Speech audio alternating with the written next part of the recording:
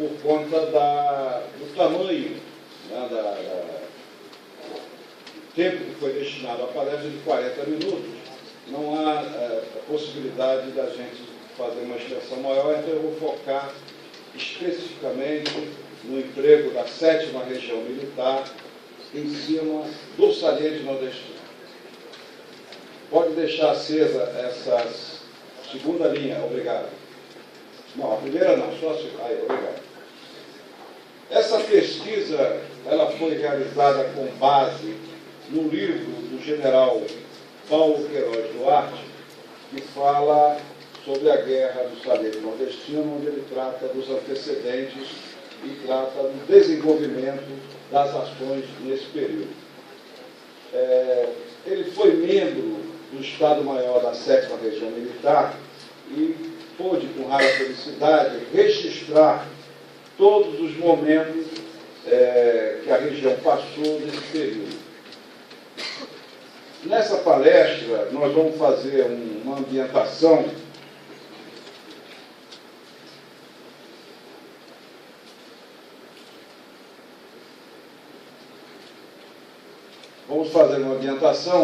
onde nós vamos fazer uma ligação com as palestras anteriores. Eu não sei se os senhores perceberam que nós fomos do geral, estamos vindo do geral para o específico.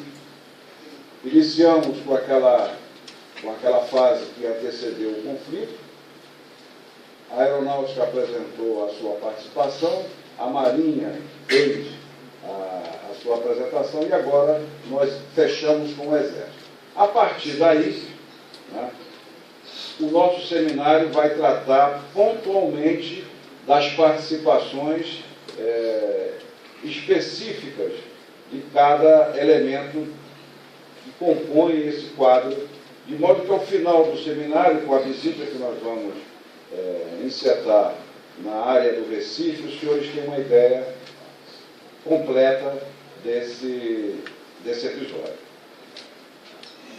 Há um ponto alto também nesse seminário, que vai ser a visita aos acervos existentes em Fernando de Noronha. Essa visita, por uma questão de aeronave, número de participantes, ela não foi possível ser estendida a todos os participantes, que são da ordem de 200. Nós vamos com apenas 25, né? Essa comitiva é composta pelos pesquisadores que participaram e algumas autoridades militares da nossa área. O sumário, ele apresenta, então, a sequência que eu vou seguir. Né? Essa introdução que nós estamos acabando de fazer, a ambientação, que vai ser a ligação com as sessões anteriores. Vamos depois discriminar no detalhe a participação da Força Terrestre num plano de defesa que foi tratado, que foi realizado. Vamos mostrar as possibilidades do inimigo, vamos falar da missão, dar uma ideia de manobra, vamos falar do terreno, dos meios, mostrar uma articulação da 7ª GEM para cumprir essa missão. Rapidamente vamos falar sobre a desmobilização e faremos algumas conclusões.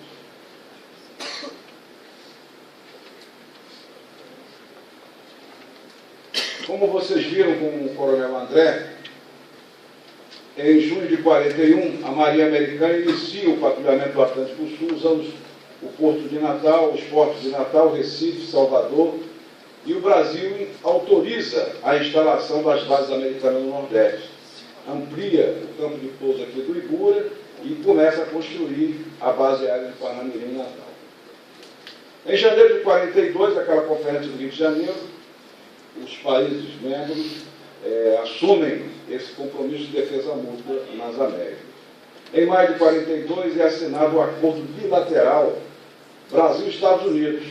E aí se criam as comissões militares no Brasil e nos Estados Unidos para fazer esse planejamento. Né?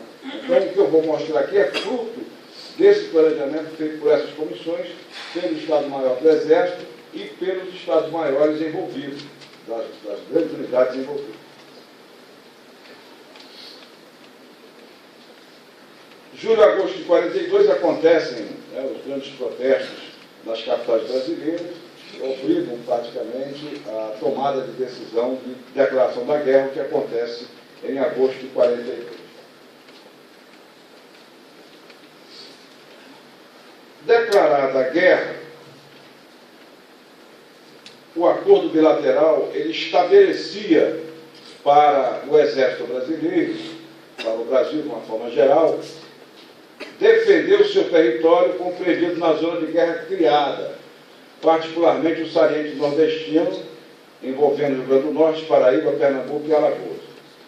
E aí incluiu-se o arquipélago de Fernando de Noronha. Além dessa missão, nós também tínhamos a missão de integrar o 5º Exército Americano com a FEB. Então, isso foram compromissos que o Brasil assumiu por ocasião desse acordo bilateral. Até então, a historiografia militar tratava ou trata com bastante evidência a participação da FEB na Itália. Então, nós temos livros, temos filmes, temos artigos, teses de doutorado, com bastante quantidade a respeito desse assunto.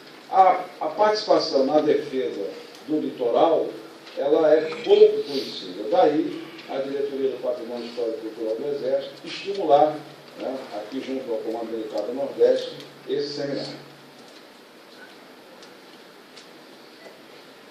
O Decreto-Lei de 25 de setembro de 1942 criou, então, a Zona de Guerra Brasileira. Essa zona de guerra abrangia todo o litoral do Brasil, desde lá de cima, lá no Oiapoque, né, até o sul do Brasil. Então, as ações de vigilância do litoral e de defesa da costa, elas estavam planejadas para todo o litoral, com ênfase dessa parte do Nordeste. Essa zona de guerra, ela foi dividida em teatros de operações, né? Então nós tivemos o teatro de operações amazônicas, o Nordeste, o Centro, o Meridional, o Mato Grosso. Então esses teatros de operações foram criados, né? Mas apenas o Nordeste que foi, vamos dizer assim, acionado, né? A exceção do Teatro de Operações do Nordeste, foi o único que realmente fez um plano de defesa. Nos demais teatros, nós tivemos ações de vigilância nos portos e defesa desses pontos sensíveis. Por exemplo, no Rio de Janeiro, uma série de medidas foram tomadas com relação ao Porto do Rio e com relação às fortificações da Baía de Guanabara, de modo a que aquele porto ficasse guarnecido. O Estado-Maior do Exército, com aquela orientação das comissões mistas e mais a primeira inspetoria de regiões militares. Os senhores vão notar que o nosso organograma da época ele difere muito do que nós temos hoje. Então nós não tínhamos um comando militar de área, nós não tínhamos um exército em campanha. Nós tínhamos aqui uma inspetoria de regiões militares que enquadrava a 7ª região militar e a 8ª região militar. A 8ª pegava o norte, praticamente o Pará, né, e o Amazonas, e a 7ª englobava da Bahia até o Maranhão. É o atual Comando Militar do Nordeste. Então essa inspetoria, que ficava no Rio de Janeiro, cuidava, né, dessas duas regiões militares.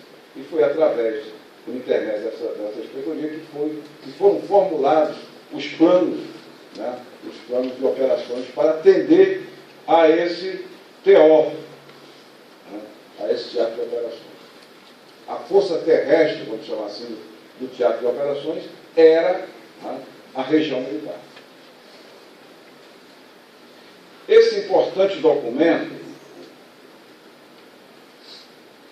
ele considerava, é claro, na sua elaboração, os fatores da decisão. A missão, o inimigo, o terreno, e a partir daí ele deduzia os meios a serem empregados. Como já vimos, a exemplo da Marinha e da aeronáutica, os nossos meios eram escassos. Né? Nós não estávamos preparados para o conflito. Daí aquela estratégia do presidente Vargas, tá certo? No sentido de buscar o máximo de vantagens para que a gente tivesse esses meios necessários. E evitasse, evidentemente, aquela possibilidade do planejamento americano de fazer a defesa com a sua própria, o seu próprio exército, a sua própria marinha, e era o caso que eles estavam preparados, caso a gente não assumisse, né, a defesa dessa área. Vamos começar estudando o inimigo. O coronel André já mostrou essa transparência, então essa era a possibilidade que nós tínhamos com relação ao saliente nordestino. Prática de atos de guerra por forças aéreas navais contra comunicações marítimas de interesse do Brasil. O que ocorreu, né? Nós tivemos aí realmente o nosso tráfego marítimo paralisado, né? A tal ponto que Recife, Natal, né, essas capitais aqui do Nordeste ficaram isoladas, em falta de material para a sobrevivência dessas populações. Nós não tínhamos comunicações terrestres. O Nordeste não era servido de uma rede de estradas que possibilitasse a opção de se fazer esse fornecimento para a vida das populações por via terrestre. O Exército, historicamente, já começa a atuar aí com uma companhia de engenharia do 7º BECOM, fazendo a ligação Recife-Petrolina, né, para, pelo Rio São Francisco, se fazer o transporte pessoal, material suficiente para se criar as condições de defesa. Então, dentro da pesquisa que eu fiz, há episódios fantásticos, e nós não teremos tempo de delinear cada um deles. Nós temos, por exemplo, um batalhão de carro de combate leve, que era uma necessidade, né, o general Milton Cavalcante, ele fazia uma previsão de nós temos blindados aqui. Né? Então, esse batalhão, ele levou 3 meses vindo de ponto em ponto, né, transportando seu material para a área. E também, dentro das forças do inimigo, ações de envergadura após dominarem a África. Eles tinham lá uma base francesa, né, aqui em Dakar. Os aviões alemães tinham condições de fazer essa ação aérea em cima do saliente nordestino e daqui fazer ações no canal do Panamá. Então, era realmente desesperador para o americano ter o nosso apoio com relação à liberação dessas bases. Além, evidentemente, aí já olhando por outro lado, do trampolim que eles precisavam para as ações dos aliados na África.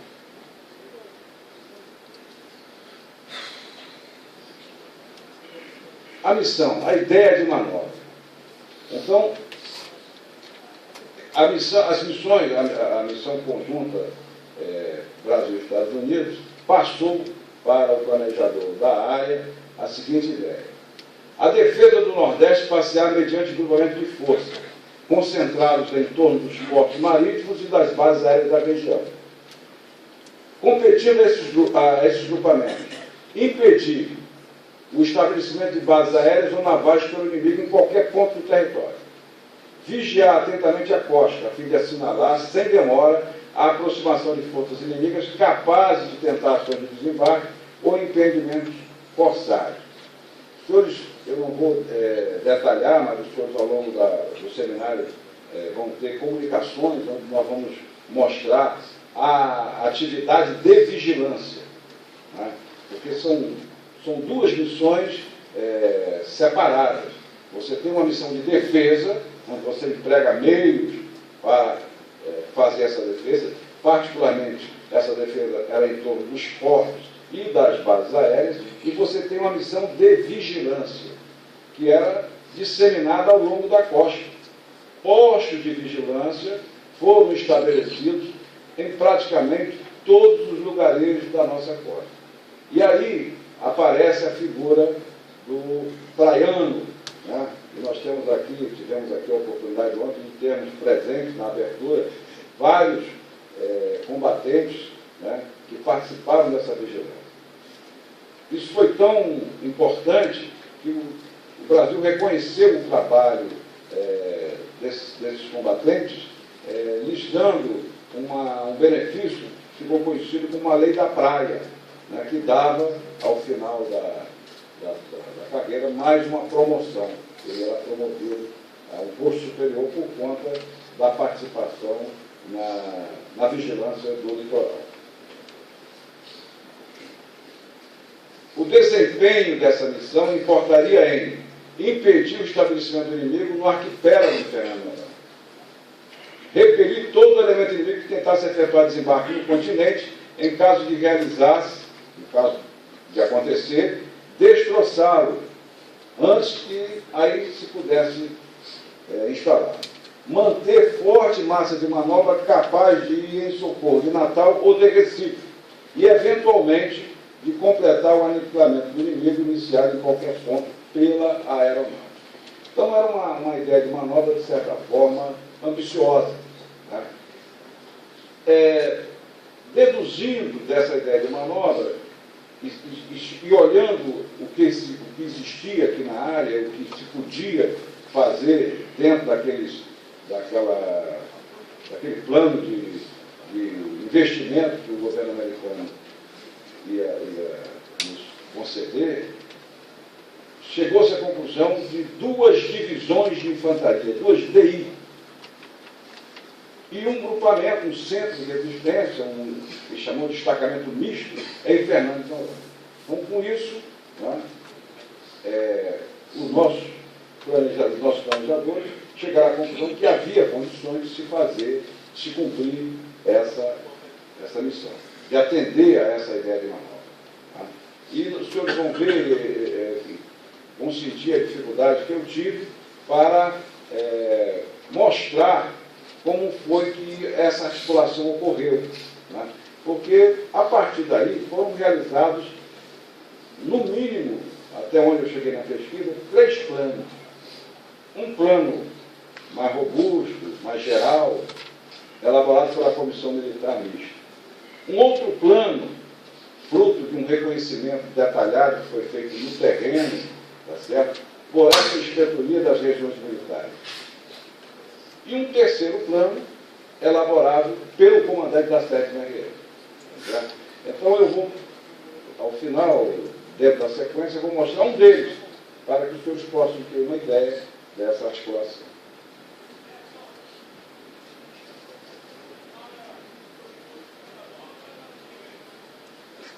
O terreno. Essa configuração não é a configuração do TO do Nordeste. É a configuração da parte do TO que coube a 7ª RM trabalhar, que é onde nós vamos enfocar a nossa palestra. Então, ele ficou dividido entre a 10ª Região Militar, que abrangia os estados do Ceará, Piauí e Maranhão, e a 6ª Região Militar, que abrangia a Bahia e Sergipe. Quando a guerra foi declarada, em agosto de 1942, ainda não tinha sido criada a 10ª Região Militar.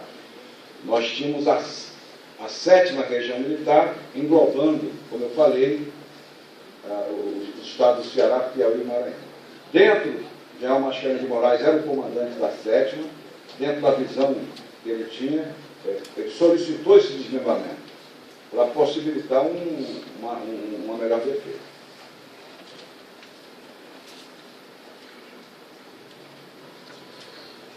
Essa é outra parte do terreno que foi estudada para a realização dos planos, que era Fernando Noronha.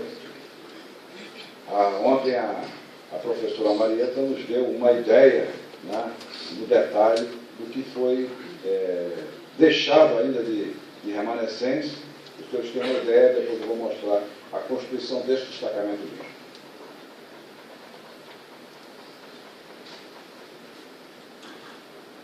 Como é que estava a 7ª Região Militar por ocasião da declaração de guerra? Basicamente, a missão era de defesa territorial e nós tínhamos os nossos batalhões de caçadores. 20, 21 e 22, o 29 lá em Fortaleza, o 23 em Fortaleza também, esses dois em Fortaleza, Garanhuns, lá em cima Maceió, o 21 aqui em Recife, 22 em João Pessoa, né? Esse 29 BC, que está aqui em Natal, depois vai para Fortaleza, ele é reorganizado em Fortaleza, o 23 BC também em Fortaleza, 25 BC em Teresina, São Luís, uma companhia independente de guardas, que depois foi se tornar a 2ª companhia de guarda, e uma bateria de metralhadoras antiaéreas. E aquela primeiro batalhão de engenharia, atual 7º BECOM, que fez aquela ligação do Recife com o Petrolífero. Então, esse era o quadro que nós tínhamos quando a guerra foi declarada. Até 9 de janeiro de 1943, quando ocorreu a saída do general Mascarenhas de Moraes, a 7ª RN passou por uma série de transformações. Por conta dos investimentos que foram realizados, organizações militares do centro e do sul do país foram transferidas para o Nordeste, né? Foram adquiridos meios, né? Nós compramos bastante artilharia de costa, artilharia antiaérea, né? Equipamentos de engenharia, e todo esse material, durante o ano de 42 e 43, ele foi carreado para o Nordeste. Parte dele foi afundado junto com o nosso pessoal no traslado aqui para Recife. Só para que os senhores possam avaliar o crescimento nesse período, eu vou mostrar um quadro que vai dar uma ideia desse crescimento. Aqui nós temos aquela tropa regional que já existia, aqui acrescentada do 4º Grupo de Artilharia de Dorso, né? Nós já temos aqui recebido uma bateria, mais uma outra bateria, né? E a partir daí, as unidades que foram organizadas ou criadas nesse período, né? 14, 15 e 16, né? Em Recife, Natal e João Pessoa, o 21, 22 e o 29, no final do ano em Caruaru, o 21, 22 em Campina Grande e o 29 lá em Fortaleza. E aí já mudou a estrutura organizacional da 7ª. Ele passa a ter 2 brigadas para cuidar, né, dessa área. A primeira Brigada de Infantaria em Recife, enquadrando 20, 21 e 22. A segunda, compreendendo o 15 e 16 ali e o 23 BC. Tá? Foi reforçado por um regimento de artilharia chegado naquele ano lá no Ceará. Com relação ao pessoal, nos últimos dias de 42, o governo, então, a partir da declaração da guerra, da declaração de guerra, uma mobilização geral do pessoal. O efetivo do Exército, que estava em 60 mil homens, passou para 180 mil homens. Então, nós triplicamos o nosso efetivo. Aqui, no caso aqui da 7ª RN, né, no caso geral, os oficiais foram promovidos aos postos superiores, os postos iniciais foram preenchidos, então, pela academia, que já estava em recente, isso facilitou, tá certo? A academia já tinha uma estrutura suficiente para aumentar e incrementar o número de oficiais que iniciavam a carreira, né? E foram criados os MPOR, né? Junto com o secretário que já existia. para a convocação de oficiais R2. Só em 42 foram convocados 153 aspirantes de oficiais R2 da infantaria, aqui no Recife, distribuídos para estágio no 14, 15 e 16 R1. O CPOR foi autorizado a iniciar a formação de artilheiros e intendentes, que até então só formava infantaria. E uma ala motomecanizada do 7º Regimento de Artilharia formou 24 aspirantes em motomecanização. Tá certo? Então, houve realmente uma evolução muito grande na qualificação do pessoal.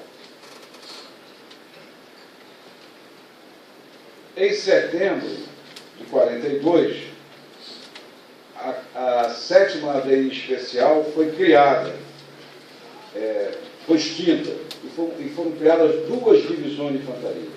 Uma em Recife, a 7ª ADI, e a outra em Natal, a 14ª ADI. Então, já atendendo àquela ideia de manobra traçada inicialmente para o plano de campanha da defesa do Nordeste.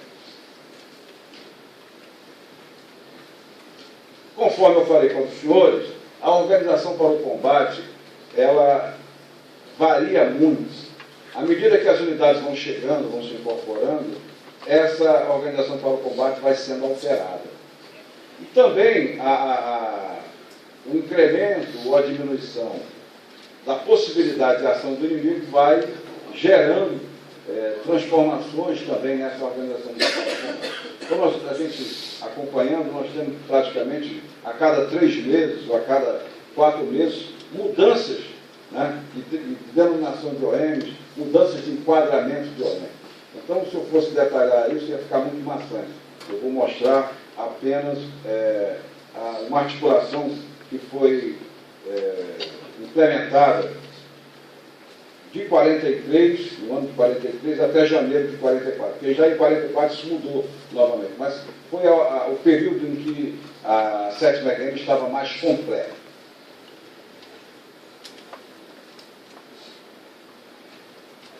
Então, no escalão avançado, o destacamento misto de Fernando Noronha, né, constituído, conforme a professora falou, no 30, né, e no 31 DC. Um grupo independente, uma bateria independente, né, não tinha um grupo independente de artilharia, que era com canhões de campanha. Um GEMAR, que era com canhões de costa, né. A primeira do 2º Regimento de Artilharia Antiaérea e um destacamento de sapadores de campo. O coronel Morgado, na palestra dele, vai abordar no detalhe, né, essa defesa de Fernando Noronha na parte referente à artilharia. E o coronel Daróis também vai detalhar o emprego desses meios lá em Fernando Noronha.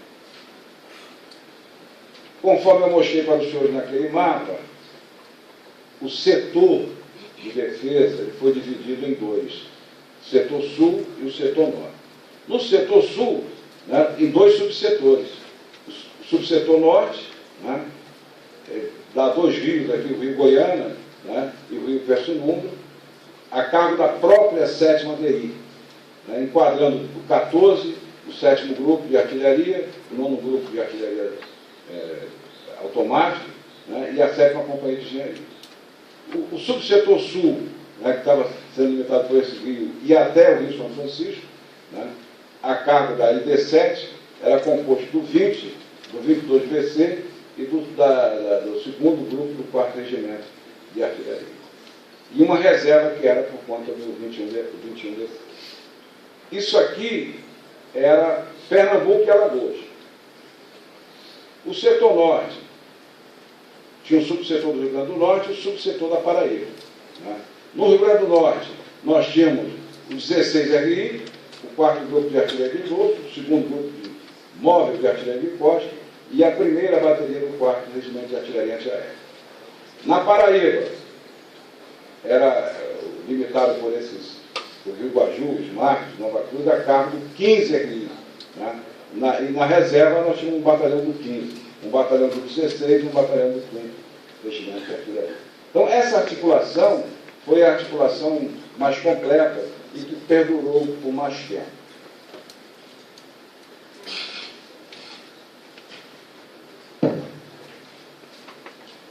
cessada a guerra na Europa, várias unidades foram reduzidas e deixadas sem efetivo. As convocações de oficiais e reservistas diminuíram o ritmo, né? E as extinções de transferência de sede das unidades prosseguiram, só que agora no sentido contrário. Foram remanejadas para o centro e para o sul do país.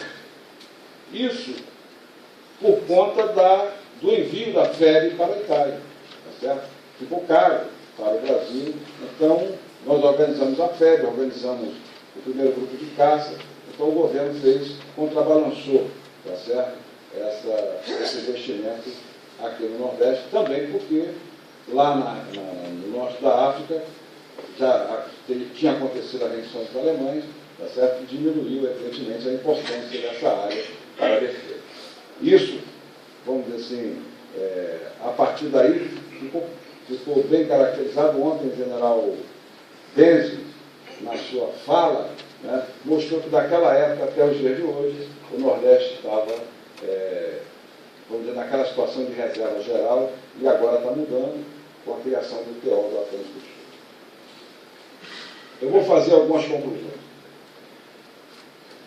Então, o sucesso daquela negociação da cooperação militar entre o Brasil e os Estados Unidos resultou numa aliança estratégica capaz de garantir armas e equipamentos para uma defesa territorial no Nordeste, uma defesa, vamos chamar assim, mais eficaz, né? Embora nos planejamentos a necessidade seja bem maior em termos de divisões de infantaria. Olhando tecnicamente para esse planejamento, esse autor onde eu me baseei na pesquisa, fala em 30 DI.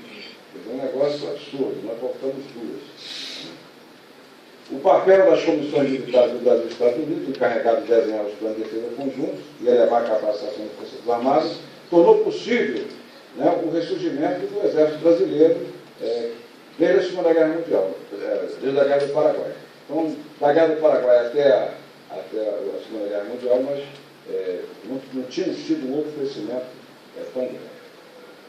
As possibilidades reais de realização de ações de desembarque alemão, né, no litoral do Brasil foram perfeitamente confrontadas com esse emprego massivo de meios colocados aqui à disposição da 7ª e com reforço do seu dispositivo que já existia e dos seus efetivos. O esforço de guerra brasileiro, naquele período, multiplicou em muito o poder de combate da força terrestre, resultado do expressivo recompletamento do material e a atualização doutrinária do seu emprego. Nós vivíamos ainda, antes da guerra, sob a influência da escola francesa, né? Então, mudamos a doutrina a partir daí para a escola americana. Muito obrigado pela atenção. Era essa a nossa participação.